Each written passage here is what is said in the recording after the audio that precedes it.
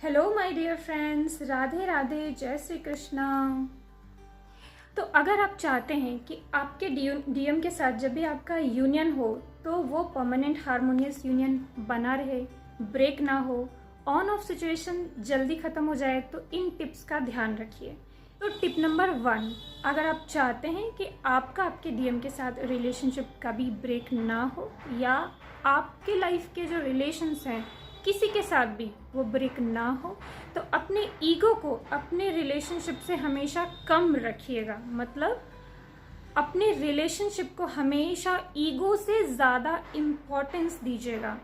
Ego बात तो आपने बहुत बार सुनी है, लेकिन एक छोटा सा पॉइंट आप नोटिस करते हैं कि जब भी रिलेशनशिप ब्रेक होता है, आपका चाहे आपके फ्रेंड्स के साथ, चाहे आपका आपके बॉयफ्रेंड के साथ या आपका आपके डीएम के साथ, तो एक ही चीज़ जो होती है वो कॉमन होती है, वो होती है ईगो क्लैशेस।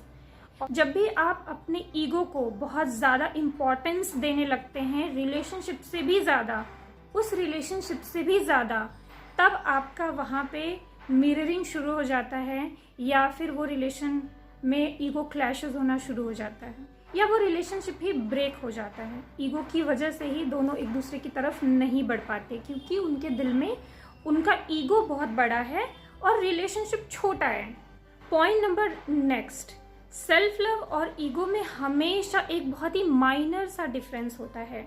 उस चीज़ को बहुत अच्छे से अंडरस्टैंड कर लीजिए, क्योंकि ज़्यादातर लोगों को पता ही नहीं है कि ईगो मतलब क्या और सेल्फ लव मतलब क्या। कभी कभी लोग ईगो को सेल्फ रिस्पेक्ट समझ लेते हैं, सेल्फ लव समझ लेते हैं, और कभी कभी सेल्फ लव को भी ईगो समझ लेते हैं। तो ये दो चीज़ों के बारे में अच्छे से स्टडी कर लीजिए कि ईगो क्या होता है और सेल्फ लव क्या होता है। जैसे ईगो और सेल्फ लव के बारे में मैं बस एक ही चीज़, एक पॉइंट कहना चाहूँगी। ईगो मतलब कि हमको बात ही नहीं करना, हमको इस बारे में उसको डायरेक्ट जज कर लेना, गलत समझ लेना। लेकिन सेल्फ लव क्या होता है, उसमें हम सामने वाले की बात सुनते हैं और प्लस अगर हम गलत नहीं हैं तो अपनी बात रखते हैं, प्लस रिलेशन को एंड नहीं होने देते हैं। लड़ाई झगड़ा कितना भी हो रहा है, लेकिन हमने रिलेशनशिप को पूरी तरीके से खराब नहीं होने दिया, उसको बहुत ही वर्स कंडीशन में एंड नहीं होने दिया। इसका मतलब है कि आपने उस रिलेशन को संभाल लिया, आपने सेल्फ लव भी किया, अपनी बात रखी, लेकिन साथ में आपके अंदर ईगो भी नहीं है, इस वजह से आपने उस रिलेशन को एंड भी नहीं होने दिया, संभाल लिया। तो ईगो और सेल्फ लव में यही डिफरेंस है। ईगो कहता है कि मैं इस रिलेशनशिप को ख़त्म कर दूंगी, मुझे करना ही नहीं है जर्नी, मुझे बात ही नहीं करनी है इस इंसान के साथ, ये तो इंसान ही गलत है या मेरे से तो होगा ही नहीं, ये ईगो बोलता है। और सेल्फ लव ये बोलता है कि नहीं, मैं छोड़ूंगी नहीं इसको, मैं अगर गलत हूँ तो मैं इससे डिस्कस करूंगी, बात करूंगी, अगर ये गलत है तो इससे बात करूंगी, समझाऊंगी, लेकिन रिलेशनशिप तो एंड नहीं होने दूंगी। ये होता है mentality, self love with self respect, without ego. अब पॉइंट नंबर 3, डीएम के साथ में जो ट्रिगर आपको मिलते हैं, डीएम जो आपको उल्टी सीधी बातें करते हैं, आपकी डिसरिस्पेक्ट करते हैं, या आपको कोई ऐसी बात कह देते हैं जिससे कि आपको ऐसा लगता है कि ये तो मेरे डीएम है ही नहीं, उन सब बातों को दिल पर लेकर के अपना इनर वर्क बंद कर देना या डीएम के ऊपर शक करना कि पता नहीं ये मेरा डीएम है या नहीं, पता नहीं मैं जर्नी में हूँ या नहीं, ये पॉइंट बहुत ज़्यादा लोगों के साथ होता है, बहुत ज़्यादा ट्विन फ्लेम्स के साथ होता है, और सबसे ज़्यादा यही कारण होता है आपकी जर्नी को डिले करने का। तो बहुत ज़्यादा कमिटेड रहने की ज़रूरत है, तो कमिटेड रहिए।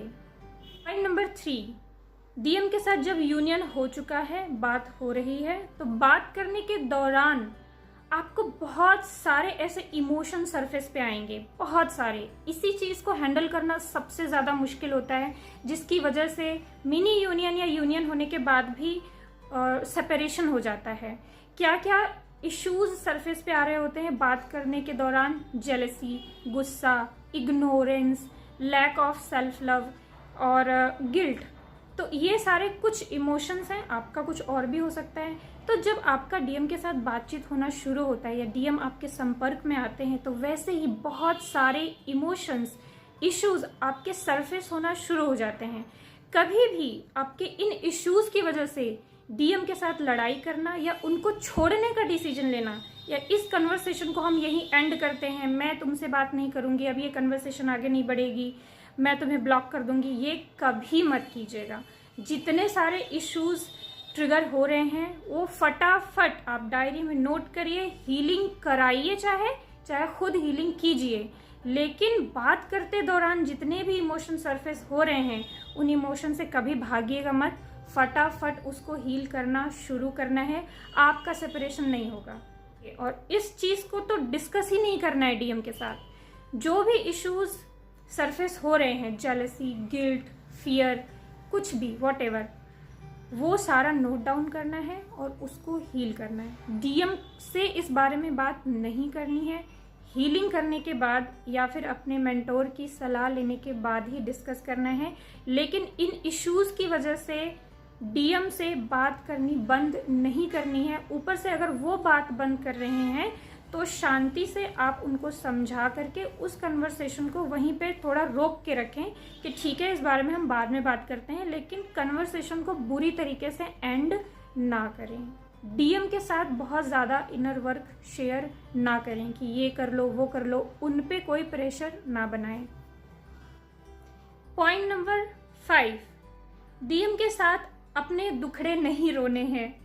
आपको ना बहुत सारा लैक ऑफ लव होता है अंदर, तो जब भी डीएम से बात होने लगती है ना तो आप विक्टिम प्ले करने लगते हो, कहीं ना कहीं विक्टिम, क्योंकि आपको पता नहीं चलता है कि आप ये बोल रहे हो और उनको लग रहा है कि आप बहुत दुखी हो, सैड हो, ये आपको पता नहीं चलता।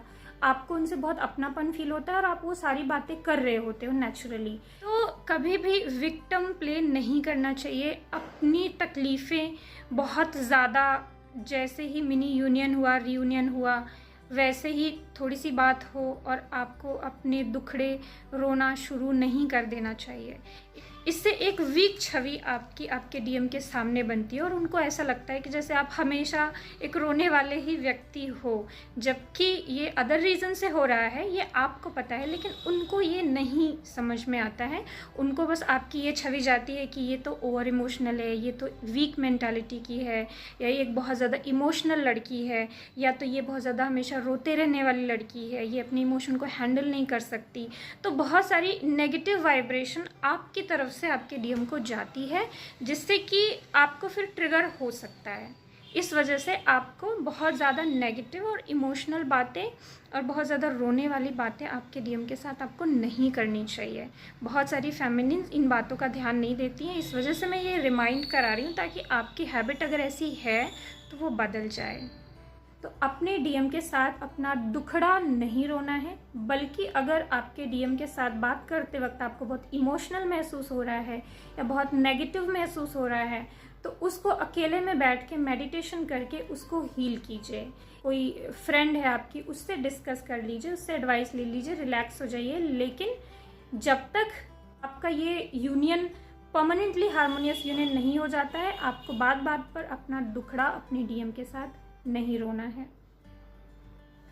Point number next and last, कभी भी किसी भी रिलेशनशिप में जब भी लड़ाई झगड़ा होता है या आपके डीएम के साथ जो भी लड़ाइयाँ होती हैं उनको आपको लंबा नहीं खींचना है, उसी के उसी दिन शॉर्ट आउट कर देना है, या फिर सोने से पहले तक उस पूरी प्रॉब्लम को, उस सारे सिचुएशन को सॉल्व कर देना है, बात करके सॉल्व कर देना है।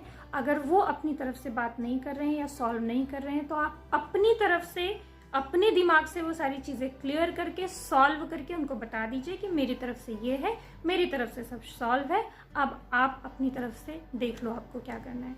ये हमेशा करिए। एक पीसफुल एनर्जी के साथ वो दिन, लड़ाई वाला दिन एंड होना चाहिए। कभी भी लड़ाई को लंबा नहीं खींचना है, बिना चीज़ें शॉर्ट आउट किए सोना नहीं है। अगला दिन बिल्कुल फ्रेश स्टार्ट होना चाहिए हाई वाइब्रेशन के साथ। तो ये थे कुछ टिप्स जो अगर आप रिलेशनशिप में हैं और आप अपने रिलेशनशिप को कभी ख़त्म नहीं करना चाहते हैं और आप एक बहुत ही ब्यूटीफुल रिलेशनशिप क्रिएट करना चाहते हैं आपके और आपके डीएम के बीच, तो ये कुछ पॉइंट्स ज़रूर फॉलो करिएगा।